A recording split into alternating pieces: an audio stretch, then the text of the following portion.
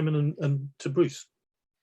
Thank you, Nick. So it's a pleasure for me to welcome everybody back. I hope you've had a refreshing lunch and maybe a chance to stretch your legs. Also, obviously, a particular welcome to any new participants who've joined us for the afternoon session. Thank you for coming. Just a reminder again of the etiquette for the sessions. We're requesting participants turn their cameras off and keep their computers muted unless they are asking questions or involved in the discussions. That way we can save bandwidth and ensure we get the best quality picture for the speakers and their presentations. So I'm sure, as everyone in this meeting will be aware, Christmas Day this year marks the 250th birth anniversary of the birth of Dorothy Wordsworth. As the Wordsworth Conference Foundation, we were very keen to celebrate Dorothy's writing and to showcase new research. And so that's what we're going to be presenting this afternoon. And so I'm delighted to introduce our first speaker, Professor Bruce Graver of Providence College, who I'm sure will be very well known to anyone who is involved in the Wordsworth conference, but also anyone who is interested in Wordsworth or romances more generally. He's obviously especially well known, I think, for his work on Wordsworth in relation to the classical tradition and also to a range of other issues. He's recently published essays on editing and bibliography. And of course, he's the editor of Wordsworth's translations of Chaucer and Virgil in the prestigious Cornell edition. He's the membership secretary for the Wordsworth Conference Foundation, and I think he'll be telling us a bit about that a little bit later this afternoon. Perhaps what people won't know, I've only just learned it, discovered it myself, but Bruce was also the winner of the 2021 Rayzone Award for the best Stereo World article on historical stereoscopy for his article Ogle and Edge, Lakeland Stereographers. Rayzone apparently designed the film Batman 3D, and previous winners of the award include Brian May, who I think's won it twice. I'm sure you'll all know as the guitarist of the band Queen. So Bruce follows not only in the footsteps of all those classical writers, but also one of the most famous guitarists of our time. Congratulations on that, Bruce. So I'm going to hand over to you now, and you're looking forward to your talk, which is entitled Dorothy Wordsworth Crosses the Alps. I will get my screen up first here so that it's going. I'd like to thank Nick Rowe for inviting me to give this lecture today in celebration of the 250th anniversary of Dorothy's birth. It's also the 200th anniversary of the writing of one of her last works of narrative and descriptive prose, and by far her longest, her journal of the Continental tour that she and William and Mary and Henry Crabb Robinson and the monkhouses and their maid took in the summer and fall of 1820.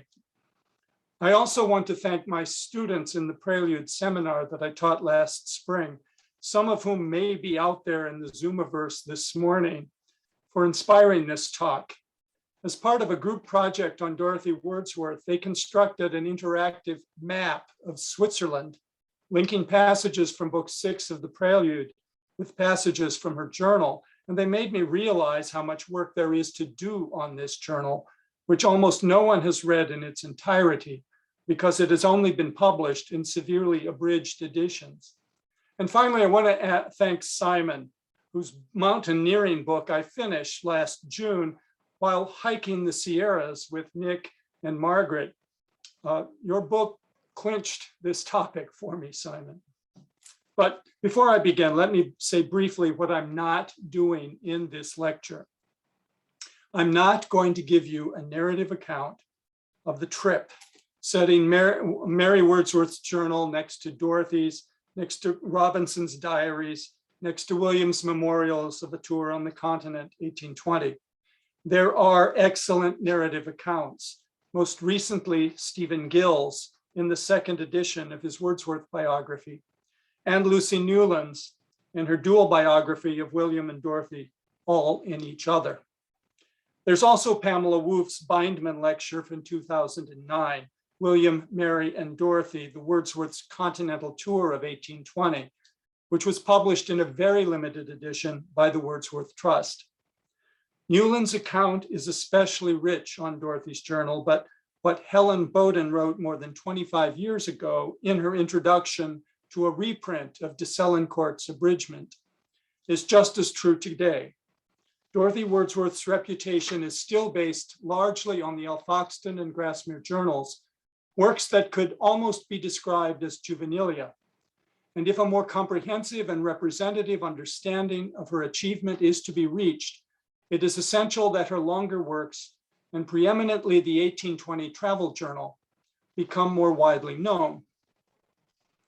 So I will begin then with a description of the artifact, Dove Cottage Manuscript 90. There we go. In which the only copy of Dorothy Wordsworth's journal survives. It is not your usual Dove Cottage manuscript. It consists of 2 quarto volumes, uniformly bound in half-calf over matching marbled boards. The main text of the journal is in the fair hand of an amanuensis. Dorothy refers to her as a young friend who has apparently worked very hard to give the work the appearance of a printed book. All pages of the journal are numbered and have running headers. And through page 200 of the first volume, there are even catchwords at the foot of the right-hand pages. Most of the pages have exactly 26 or 28 lines of text, carefully ruled so that the line spacing on the right and left-hand pages matches almost exactly. The first volume has 401 numbered pages, not counting the table of contents and the tour itinerary at the end. And volume 2 contains 344 pages of finished journal, 7 pages of memoranda taken at Paris, as well as a table of contents, notes, a set of extracts from William Brockedon's Passes of the Alps, published in 1828, and an itinerary of William and Robert Jones's 1790 expedition. The work is also illustrated. There are 2 engraved plates of Brussels, another of the Staubach waterfall near Lauterbrunnen in Switzerland, 15 color lithographs of local Swiss and German costumes, and 2 unattributed inkwash drawings, one of mountains in the canton of Schwyz, and the other of Monte San Salvatore on Lago Lugano at the Swiss-Italian border. In short, although Dorothy Wordsworth refused to publish her travel journal, the object she eventually produced, the culmination of at least 7 years of writing, revising, copying, annotating, and illustrating, was something that she and the Wordsworth family clearly treasured. And if the Dorothy of this work differs in important ways from the writer of the Grasmere journals, she is also writing in a different genre and for a different audience and with very different intentions from the young adult who kept her Grasmere journal, because I will not quarrel with myself, and because I shall give William pleasure by it.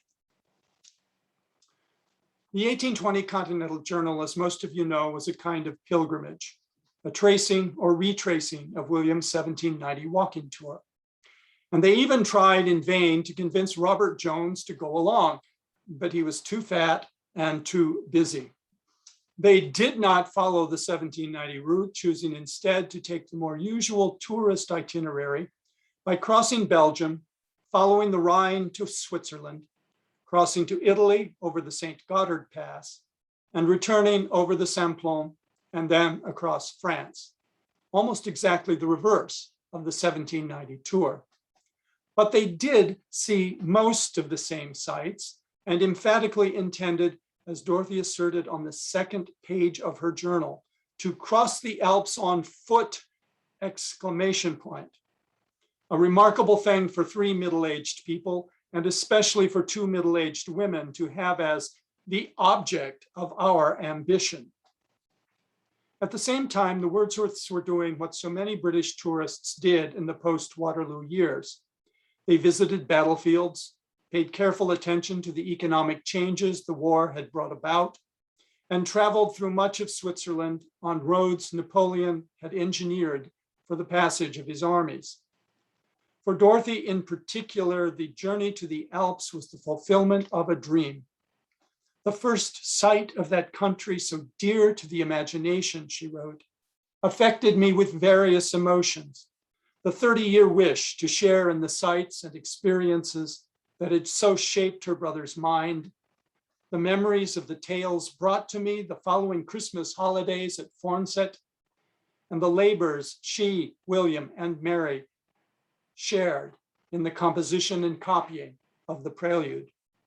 All of these matters are weighing on Dorothy's mind as she tours Switzerland, and they inform the writing of her journal. Their first stop in Switzerland proper was Schaffhausen, whose famous waterfall had failed to impress William in 1790. Magnificent as this fall certainly is, I must confess, I was disappointed in it, he wrote his sister in September of that year. I had raised my ideas too high. But Dorothy was not disappointed, and neither was William this time. As Teresa Kelly has argued, he and Jones had probably approached the falls from the less impressive bank of the river. And for Dorothy, it was her first attempt to come to terms in prose with a level of sublimity unmatched by any waterfall in Britain. On first seeing the Rhine at Schaffhausen, somewhat below the falls, she wrote, "Never shall I forget the first view of the Rhine from the bank, and between the side openings of the bridge, rapid in motion, pure, bright, and green as liquid emeralds, and wherever the water dashed against tree, stone, or pillar of the bridge, the sparkling and whiteness of the foam melting into and blended with the green can hardly be imagined by anyone who has not seen the Rhine or some other of the great rivers of the continent before they are sullied in their course. It is the gem-like purity of the water, the power of its motion that fascinates her and is in keeping with her view of Switzerland and the Swiss. That view is spelled out differently in her comments on the newly built bridge over the river. The bridge, she writes, is a heavy and clumsy structure, a poor substitute for the former, which was planned and executed by a peasant carpenter of the canton of Appenzell. After having withstood the torrents of many a season, that bridge, the pride of Schaffhausen, was destroyed by the French. So Switzerland is a land where skilled peasant artisans are empowered to undertake major public projects, where native ingenuity is more highly valued than rank. The purity and power of the water reflect the moral purity and innate skills of its citizens. And the French, under Napoleon, sought to destroy it. Later, when she approached the cascade itself, she was literally at a loss for words. "I took no description of the falls at the time," she remarks, "nor will I attempt to describe them now." And she refers her readers to Cox and other travelers whose accounts are better than I could do. But this, it turns out, was just a rhetorical pose. It is impossible even to remember. Therefore, how should I enable anyone to imagine the power of the dashing and of the sounds, the breezes, the dancing, dizzying sensations, and the exquisite beauty of the colors? The whole stream falls like liquid emeralds, a solid mass of translucent green hue, or in some parts, the green appears through a thin covering of snow-like foam. Below, in the ferment and hurly-burly, drifting snow and masses resembling collected snow mixed with sparkling green billows. We walked upon the platform as dizzy as if we had been on the deck of a ship in a storm. Pamela Woof called the last major Dorothy Wordsworth exhibition at the Wordsworth Museum Wonders of the Everyday, highlighting the ways in which Dorothy's prose, especially in the Grassmere journals, gave permanent value to the ordinariness of human experience: head washing, pea sticking, bread baking, delicate flowers, the transient light of the late afternoon. But this passage describes anything but an everyday wonder, unless you happen to be Swiss and living in Schaffhausen, and Dorothy's prose is correspondingly different. Lucy Newlin writes this of the style of the descriptive passages of the 1820 journal. Her descriptive register, accustomed to dealing with the nearer horizon and lower peaks of the Lake District, was challenged by the massive scale of Switzerland. She uses long, rolling sentences with subordinate clauses to capture their sublimity. So rather than the precise nouns and adjectives and the snapshot-like sentence fragments of the Grassmere Journal, what we see in the 1820 tour are dizzying stylistic experiments, complexly organized sentences, a concentration on verbs and verbals, all intended to reflect both the dynamic power of the scene and the powerful emotional reaction of the viewers. We can see similar experimentation in her description of the view from the top of Rigi, the 5,000-foot mountain that towers over Lake Lucerne. Her description of Schaffhausen was conditioned by prints she had seen and the tour guides she had read. The view from Rigi, though, had different preconditioners. In Lucerne, they purchased a panorama, that is, a panoramic map of the Alps, apparently centered on the view from Rigi, unlike the one here that is centered on Pilatus across the lake. Also, they had visited, as William and Robert Jones had in 1790, General Pfeiffer's large relief model of the Alps, still on display in Lucerne at the Gletschergarten Museum. These tourist aids would allow the company of travelers to understand the geography of their tour and put names to the peaks they saw, but they would do relatively little to anticipate what they would actually see and feel atop a mountain 2,000 feet higher than anything in Britain.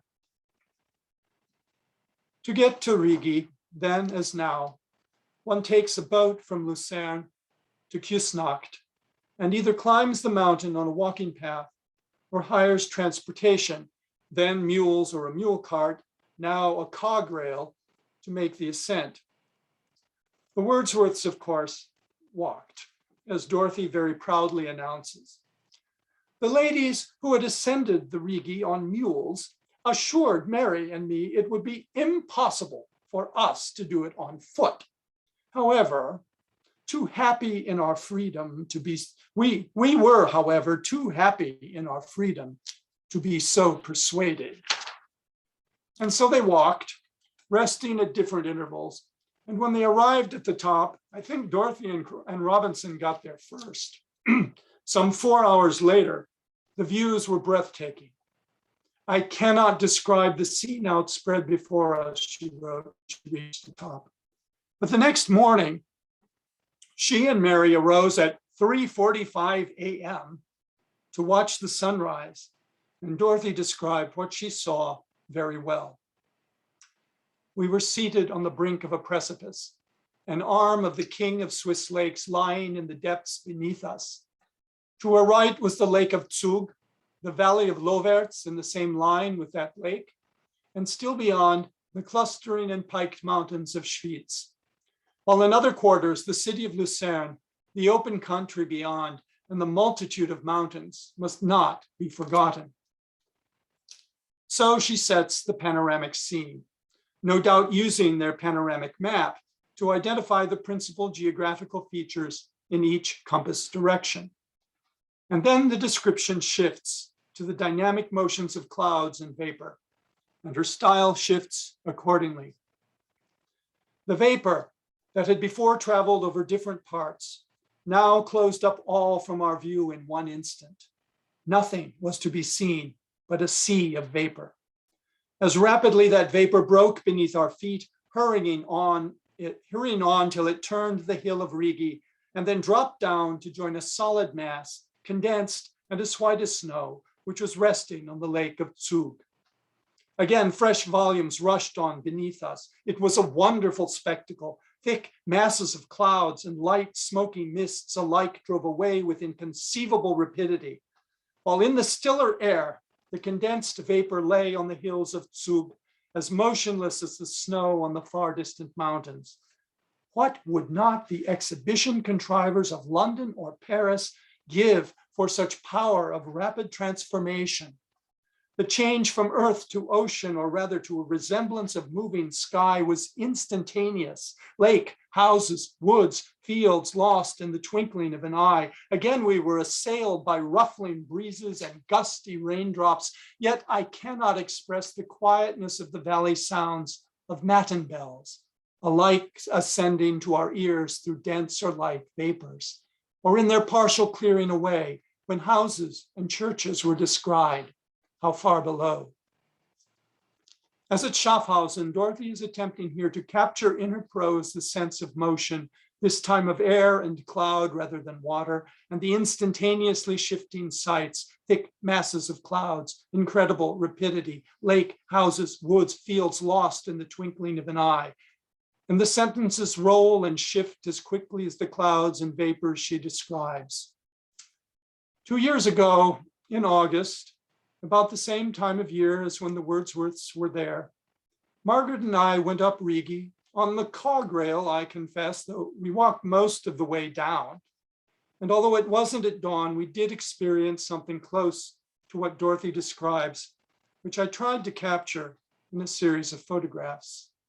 Here's the view to Lucerne.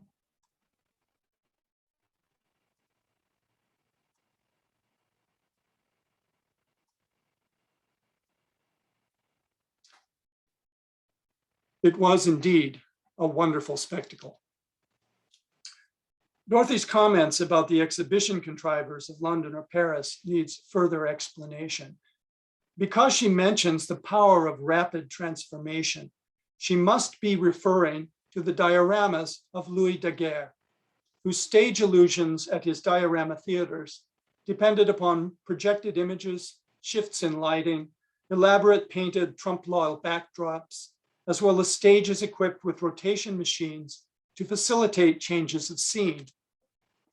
Except that Daguerre's diorama theater only opened in Paris in 1821, and his London establishment in Regent's Park in October 23, that is, after the tour and the supposed writing of the journal. And to complicate things further, the diorama that Dorothy probably alludes to is Daguerre's virtual tour of Switzerland, Unterseen, which opened in Paris in 1826 and in London in 1828. So what does this tell us? First, that Dorothy worked on the journal far longer than we have realized. She wrote and rewrote passages and revised them according to her subsequent experiences. Second, when we talk about the relationship between her journal and, for instance, William's memorials, we can't be sure who was borrowing from whom. So when Yulin remarks of William's Waterloo sonnet that he concludes with an image drawn directly from Dorothy's journal, it is just as likely and maybe more likely that her line, even something like horror breathed out of the ground as we stood upon it, was borrowed from her brother. Pamela Buck has shown the tension in Dorothy's tour journal between the conventional picturesque tourism of the Wordsworth itinerary and her ongoing critique of conventional tourist activities. Nowhere is this more evident than their obsession with William Tell, whose name, image, and legends are everywhere they go. On the signboards of an inn in Interlaken, in the parks and squares of Bern, and of course all over the canton of Uri, where Tell lived and performed his legendary deeds. Buck particularly mentions an episode in Altdorf, Tell's birthplace, in which a 7-year-old girl guides Dorothy up a dark, winding staircase in a vine-covered Gothic tower to discover not Tell's ghost, nor even his armor, but a room of hack artists cranking out tourist pictures of Tell to be sold all over Europe. Dorothy has fun telling this story, And it pairs up nicely with her ongoing comments about the crass commercialism that the tourist industry has spawned, even in as pristine a place as Switzerland. But the interest in William Tell is also part of the political agenda of their travels. While wandering through the forests surrounding Thun, part of the company happens upon a memorial stone to Alois Reding. And Dorothy, who was not among them, nevertheless copied the inscription on the stone, as well as William's poem about the event and his note explaining that Reding was capital general of the Swiss forces, which with courage and perseverance worthy of the cause opposed the flagitious and too successful attempts of Bonaparte to subjugate their country.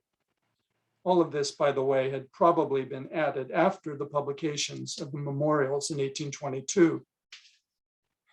After descending from Rigi to the town of Schwyz, they then passed by Reding's birthplace, the ancestral home where the Reding family still resided.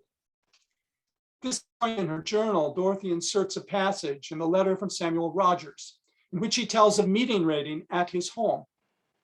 There was a noble simplicity in his manners and a courtesy, a cordiality in the reception they all gave us that sent us away enchanted, writes Rogers. Reding was to Napoleon and the French as Tell was to Gessler and the Austrians, a Swiss patriot and champion of liberty. And the parallel with the Michel Beaupuy of the Prelude is not hard to see. The central event of the Continental Tour, of course, was the crossing of the Alps, which they accomplished, as Dorothy promised, on foot.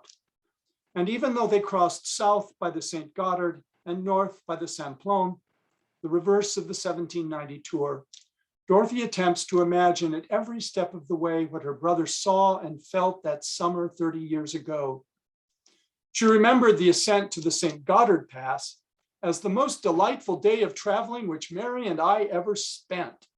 With light steps we mounted, often snatching short rests, more from unwillingness to part with what was before our eyes than from weariness. Yet every rest told a pleasant tale of restoration to the state in which we had set forward. Their path followed the River Reuss to its sources in the high Alps. And Dorothy writes that it is impossible to give a notion of the succession of objects which had accompanied our way. Crags, waterfalls, woody mountains, their feathery summits often dissolved into a line of silver by the glittering beams of the sun behind them, pastoral glades far beneath us, on the other side of the valley, brown hamlets or cottages descried upon the heights. When they reached their inn in the town of Hospenthal, about a league below the pass, they had traveled over 15 miles, including 1,900 meters of ascent. And they went to bed, Dorothy claimed, without painful fatigue. So many images moved before my mind, not like dreams, but realities, that I could not at once compose myself to sleep and traveled over again the journey of the day. Our next journal entry begins by comparing their journey up the pass with Williams and Jones's walk down. And she quotes the relevant passage from Descriptive Sketches using the 1815 text, which still included the phrase black drizzling crags that William had already transferred to his description of the Gondo Gorge in Prelude 6. But as she approached the pass itself, later in the day, she could hardly bring herself to cross.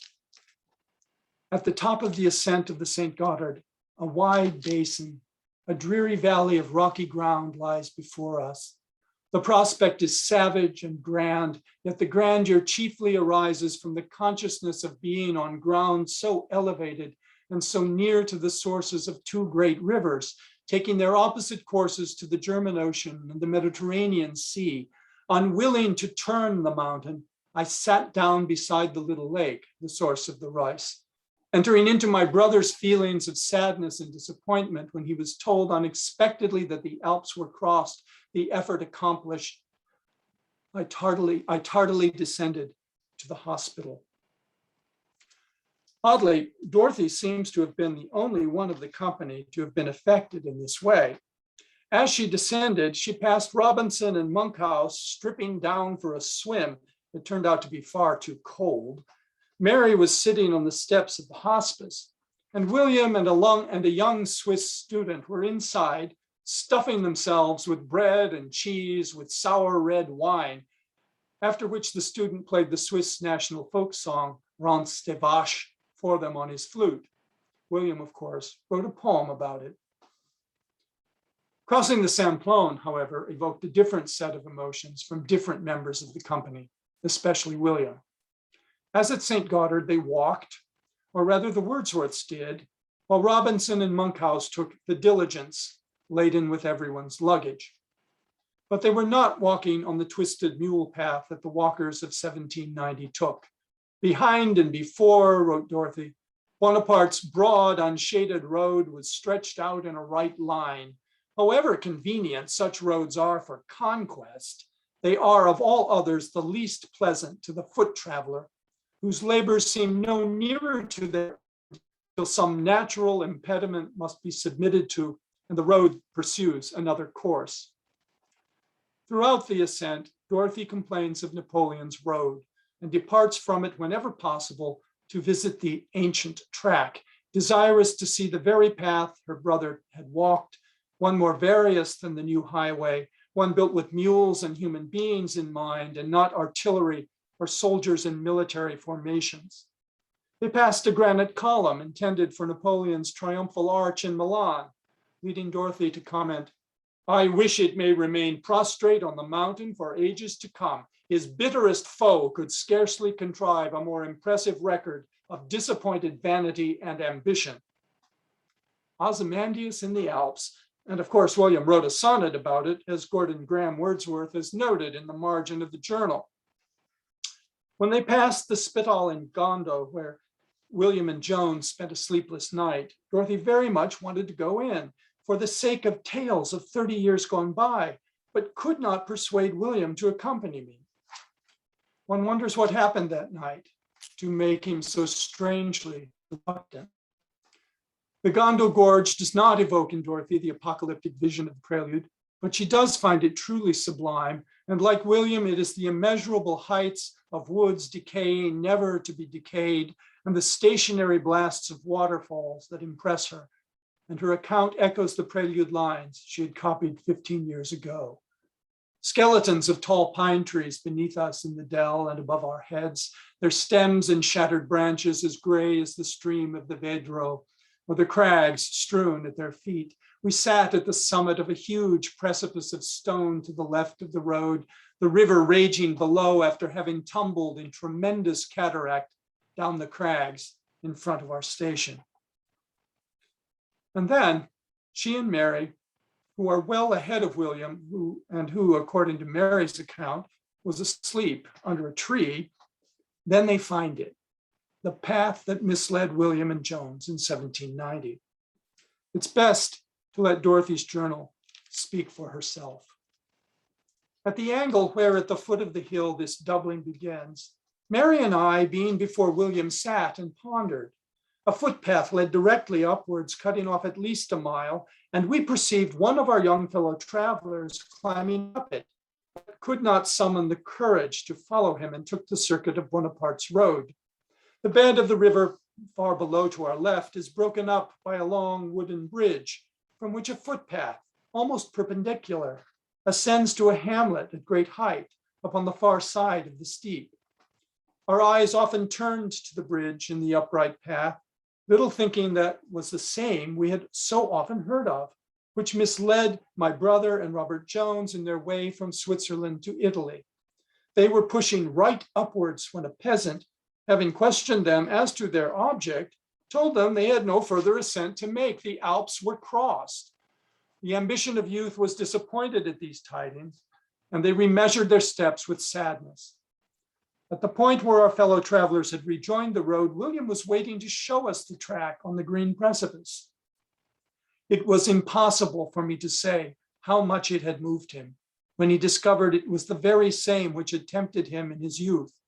The feelings of that time came back with the freshness of yesterday, accompanied with a dim vision of 30 years of life between. We traced the path together with our eyes till hidden among the cottages where they had first been warned of their mistake. Lacking the courage, she writes, to take the older, shorter, but much steeper path, she and Mary follow Napoleon's road and see, but fail to understand, the punchline of the whole tour, until William, who took the old road, meets them, and the women witness his emotional response.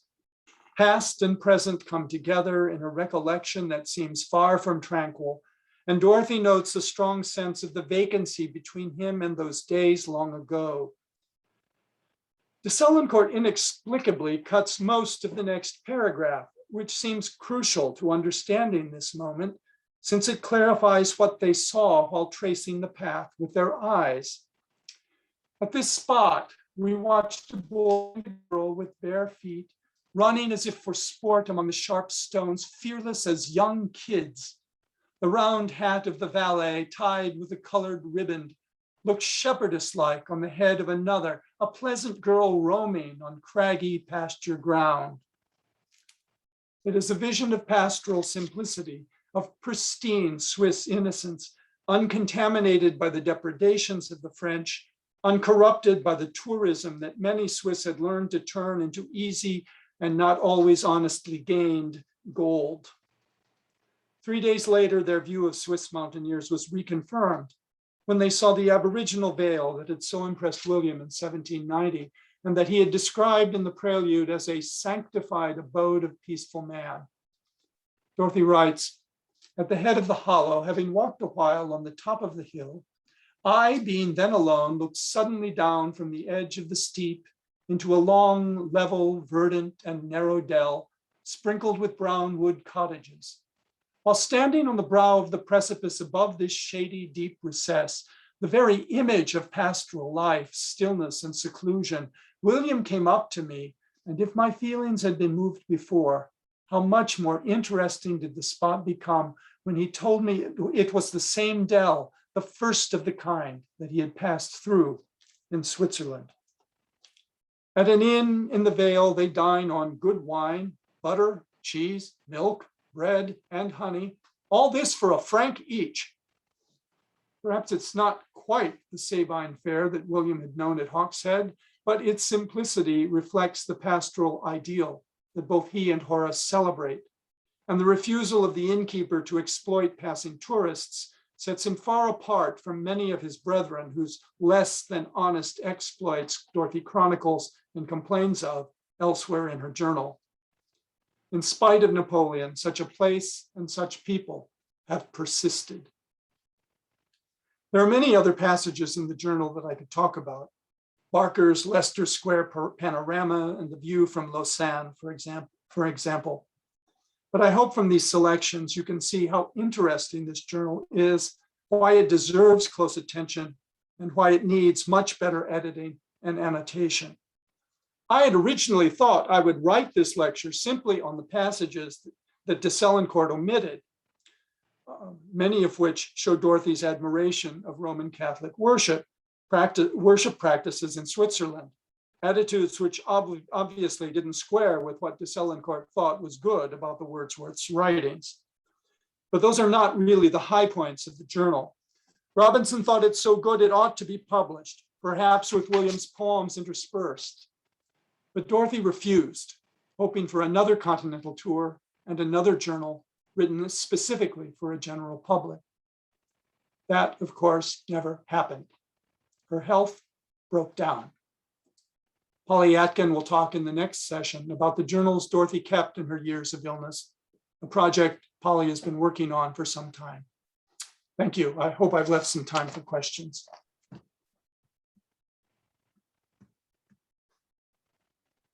Well, thank you very much indeed, Bruce, for an absolutely fascinating talk. It's pretty rare nowadays that someone can talk about what's clearly such an interesting volume and begin with the claim that very few people have read it in its entirety.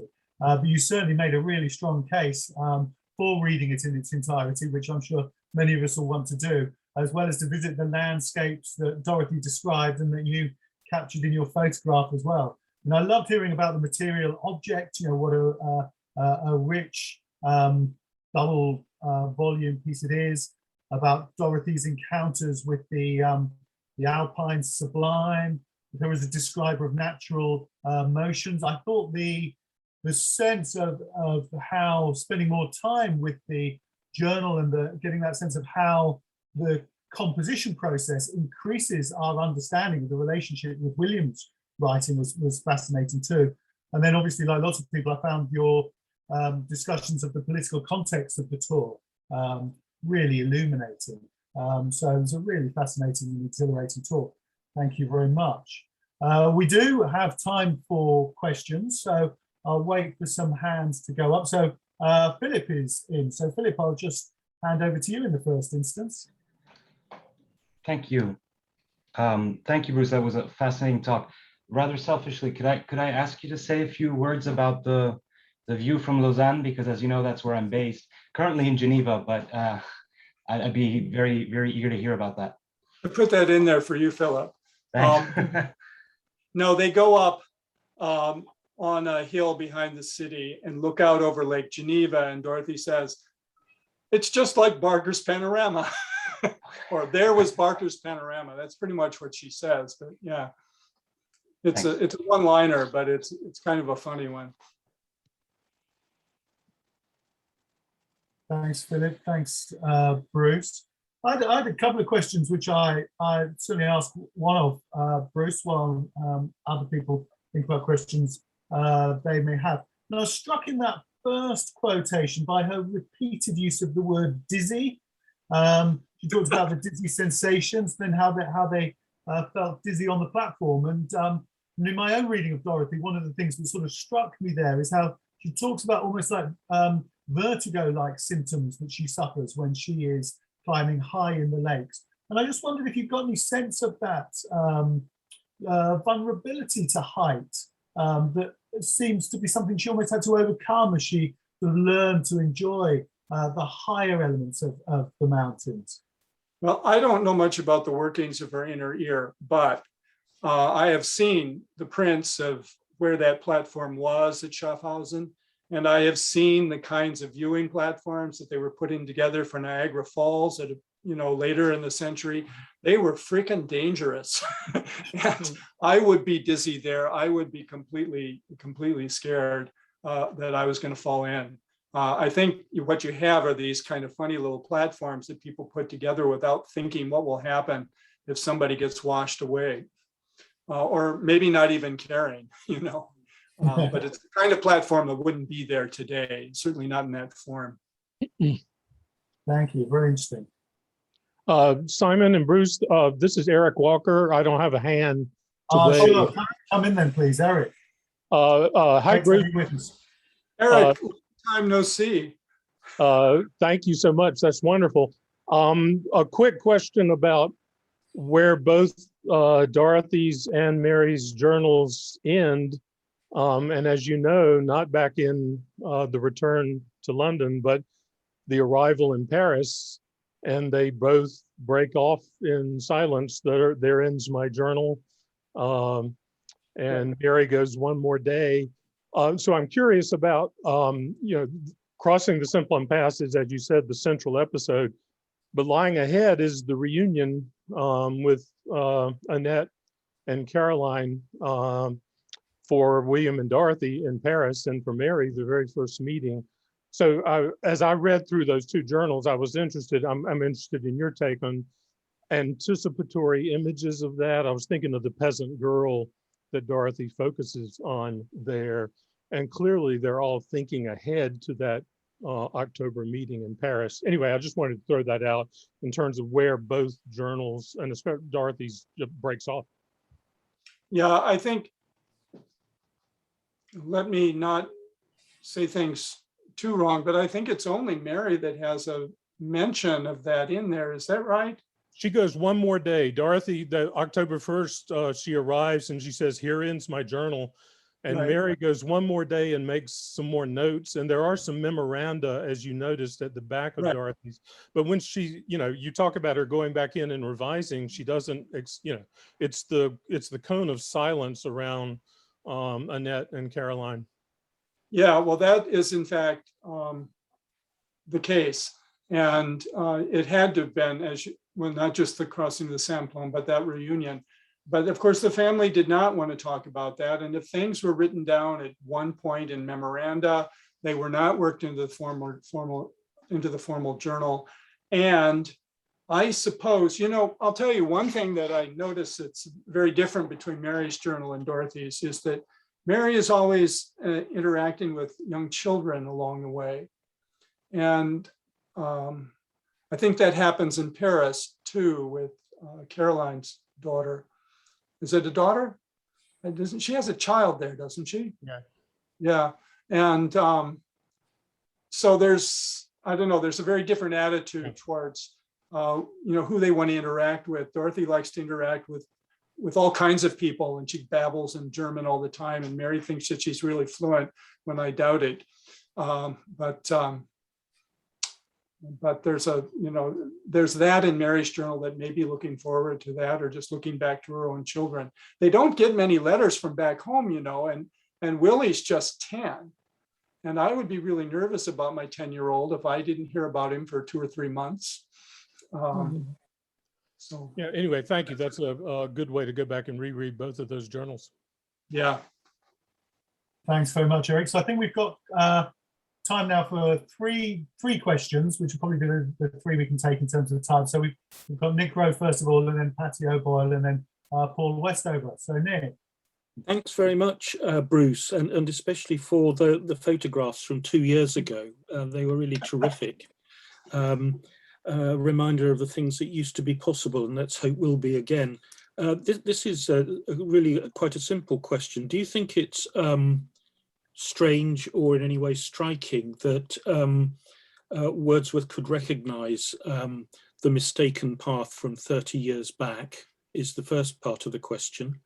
I know I couldn't recognise a mistaken path from 30 years ago, for example, in the Lake District. And secondly, and perhaps more importantly, can you say a little bit about the kinds of distances that this curiously disparate group were travelling, as it were, in a single day? They seem to be proceeding along the mountain roads and paths in ones and twos, and pausing and getting, as it were, strung out, as our fell climbers are not supposed to do. So that's the question.